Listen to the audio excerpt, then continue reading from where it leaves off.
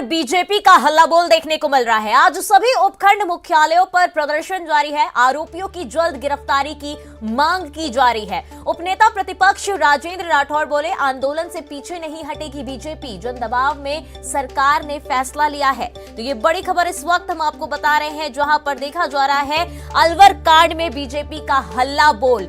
आज सभी उपखंड मुख्यालयों पर प्रदर्शन जारी रहेगा। आरोपियों की जल्द से जल्द गिरफ्तारी की मांग की जा रही है।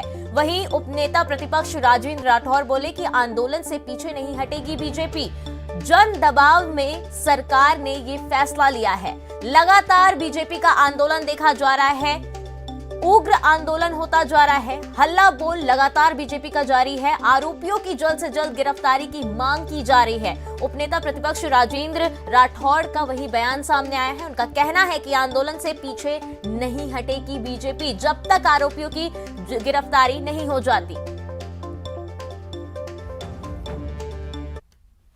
सीबीआई करेगी अलवर कांड की जांच। प्रदेश सरकार का ये बड़ा फैसला सामने आया है। केंद्र सरकार को जल्द करेगी सिफारिश। उच्च स्तरीय बैठक में ये फैसला लिया गया है। सीएम की अध्यक्षता में ये बैठक हुई थी।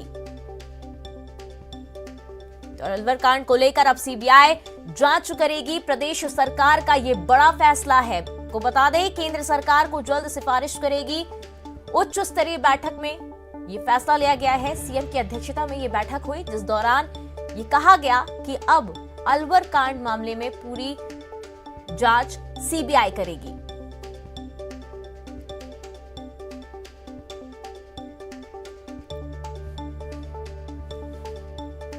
वहीं इन सबको लेकर सीएम का ट्वीट भी सामने आया है। अलवर मामले पर मुख्यमंत्री अशोक गहलोत ने ट्वीट कर लिखा कि मुख्यमंत्री निवास पर वीसी के माध्यम से हुई उच्च स्तरीय बैठक में राज्य सरकार ने अलवर विमंदित बालिका के प्रकरण की जांच केंद्रीय जांच ब्यूरो यानी कि सीबीआई को सौंपे जाने का निर्णय लिया है।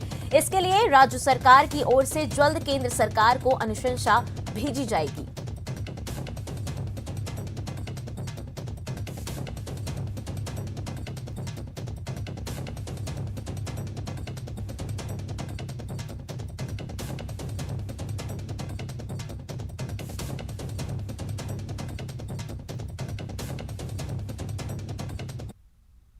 तो जयपुर से बड़ी खबर, प्रदेश में बड़ा प्रशासनिक फेरबदल देखा गया है। बाय वन आईएएस अफसरों के तबादले किए गए हैं। कार्मिक विभाग ने जारी किए आदेश। प्रदेश भर में 22 जिलों के कलेक्टर बदले गए हैं। बता दें आपको, राजन विशाल होंगे जयपुर के नए कलेक्टर, हरिमोहन मीणा कोटा के नए कलेक्टर, ताराचंद मीणा उदयपुर के नए कलेक्टर बताए जा रहे हैं। तो बड़ा फेरबदल देखा गया है, प्रशासनिक फेरबदल है ये। 52 आईएएस अफसरों का तबादला किया गया है। कार्मिक विभाग ने ये आदेश जारी किया है।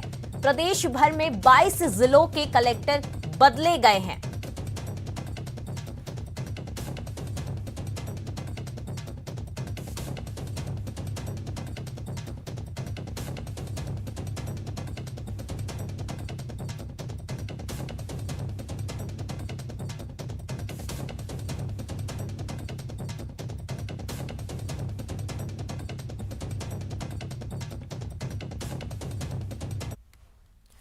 उदयपुर से बड़ी खबर, आईटीआई कॉलेज में कोरोना ब्लास्ट। आईटीआई कॉलेज के 21 लोग कोरोना संक्रमित पाए गए हैं। ज्यादातर फैकल्टी मेंबर कोरोना पॉजिटिव पाए गए हैं। आईटीआई कॉलेज कुछ छात्र भी संक्रमण का शिकार हुए हैं। प्रतापनगर इलाके में है आईटीआई कॉलेज, जहां पर कोरोना ब्लास्ट देखा जा रहा है। लगातार कोरोना का ग्राफ बढ़ता जा रहा है और ऐसे में आईटीआई कॉलेज में 21 लोग कोरोना संक्रमित पाए गए हैं। ज्यादातर फैकल्टी मेंबर बताए जा रहे हैं जो कि कोरोना संक्रमित है। वहीं कुछ छात्र भी हैं जो कोरोना के संक्रमण की चपेट में आए हैं। आईटीआई कॉलेज प्रतापनगर इलाके में है और बता दें वहां पर 21 लोग कोरोना संक्रमित पाए गए हैं।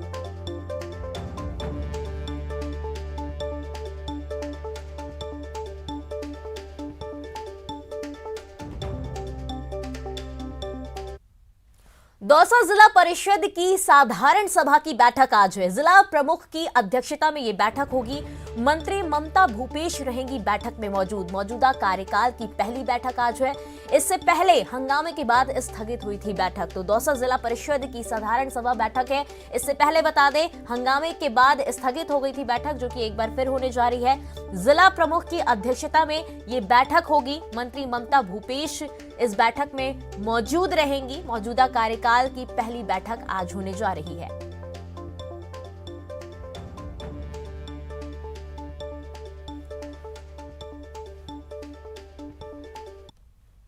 राजस्थान वक्फ बोर्ड चेयरमैन का चुनाव आज है। सुबह 11 बजे से शुरू होगी प्रक्रिया। 9 सदस्य मिलकर करेंगे अध्यक्ष का चुनाव। तो राजस्थान वक्फ बोर्ड चेयरमैन का चुनाव आज होना है। 11 बजे से प्रक्रिया शुरू होगी, जिसके बाद 9 सदस्य मिलकर अध्यक्ष का चुनाव करेंगे।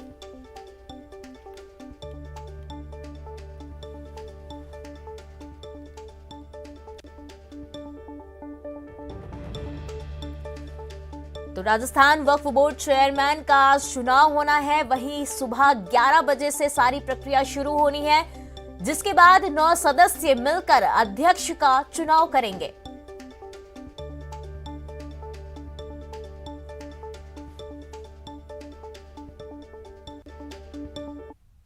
तो चलिए अब रुक करते हैं फास्ट खबरों का। पश्चिम बंगाल की मुख्यमंत्री नहीं रहे कथक के सरताज पद्म विभूषण बिरजू महाराज का निधन हो गया है। बिरजू महाराज का हार्ट अटैक से निधन हुआ है। 83 साल की उम्र में ली अंतिम सांस। प्रसिद्ध कथक नर्तक थे बिरजू महाराज, जिनका निधन हो गया है। 83 साल की उम्र में बिरजू महाराज का निधन हुआ है। पद्म विभूषण बिरजू महाराज का निधन हो गया है। बिरजू महाराज का हार्ट अटैक से निधन हुआ है। बता दें, 83 साल की उम्र में उन्होंने अंतिम सांस ली। प्रसिद्ध कथक नर्तक थे बिरजू महाराज।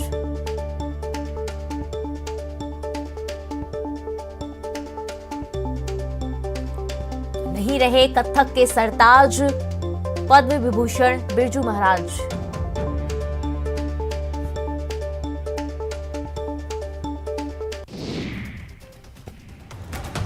कोटपुतली में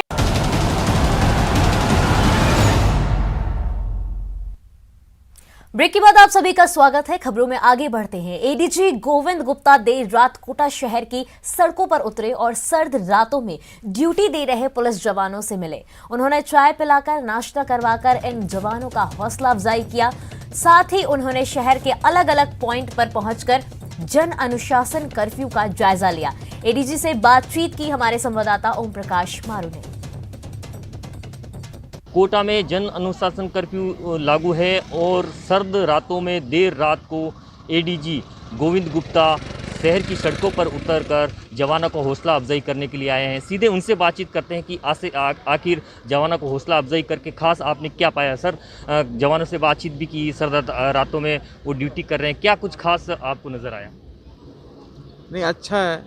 हमारा जाब्ता अच्छे से अपनी ड्यूटी निभा रहा है। बढ़िया मनोबल से, तन्मयता से अपनी ड्यूटी बखूबी निभा रहा है।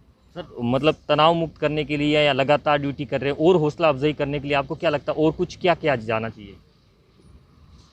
देखो, हमारी ड्यूटी एक तरह से कठिन ड्यूटी तो होती ही है, तो इसमें ये दिखे बेसिकली जवानों को कि सभी लोग एक साथ ड्यूटी कर रहे हैं, सभी उनके साथ हैं, तो उनका नेचुरली अच्छा लगता है, तनाव तो कम होता ही। कोविड के इंतज़ाम को लेकर, प्रबंधक को लेकर कुछ बातचीत तो आपकी अधिकारियों से हुई, कुछ खास क्या और निर्देश आप देना चाहेंगे? कोविड के प्रबंधन में भी ड्यूटी बखूबी निभा रहे हैं। अच्छी बात यह है कि इसका प्रसार अधिक है, परंतु अभी तक गंभीरतापूर्वक बीमारी के लक्षण कम है। जो भी हमें कोविड अप्रोप्रिएट बिहेवियर उसकी पालना करवानी है, मास्क लोगों को पहलवाना है, बेसिकली सोशल डिस्टेंसिंग मेंटेन करवानी है, ये सभी पालना हमको करवानी है। कोटा से न्यूज़ 18 राजस्थान के लिए ओम प्रकाश मारू। बाड़मेर की रहने वाली नीतू चोपड़ा ने पर्यावरण सुरक्षा और जल संचय के क्षेत्र में काफी काम किया है। नीतू चोपड़ा ने देश के सभी राज्यों और केंद्र शासित राज्यों का बाइक से दौरा किया है। नीतू चोपड़ा आज दिल्ली पहुंची। उन्होंने पर्यावरण संरक्षण और जल संचय का संदेश देते हुए युवा जगेगा तो देश बचेगा का स्लोगन दिया। नीतू ने 108 दिन में बाइक से 20,354 किलोमीटर की यात्रा की। नीतू चोपड़ा की यह यात्रा खरदुंगला लद्दाख से 26 सितंबर 2021 को विश्व नदी दिवस के दिन शुरू हुई थी। नीतू चोपड़ा के दिल्ली पहुंचने पर केंद्रीय राज्य मंत्री और बीकानेर से सांसद अर्जुन राम मेघवाल ने अपने घर पर उनका स्वागत किया। मंत्री मेघवाल ने कहा कि यह बेटी राजस्थान की धरती से है। बाड़मेर के लोग पर्यावरण प्रेमी हैं। ऐसे युवा अगर लोगों को जागरूक करने का काम हाथ में लें तो पर्यावरण बचाना आसान होगा। युवा जगेगा देश बचेगा के आह्वान के साथ में हम निकले थे, क्योंकि कुछ भी करना है तो युवाओं को जगाना जरूरी है और वही देश के आने वाले भावी कर्णधार हैं। तो प्रकृति जल है तो कल है, प्रकृति है तो हम हैं का संदेश हमने जाके हर स्टेट में दिया। हर स्टेट में जाके यूनिवर्सिटी के स्टूडेंट्स के साथ में, क्लब्स के साथ, युवा ग्रुप के साथ में इंटरेक्शन किया।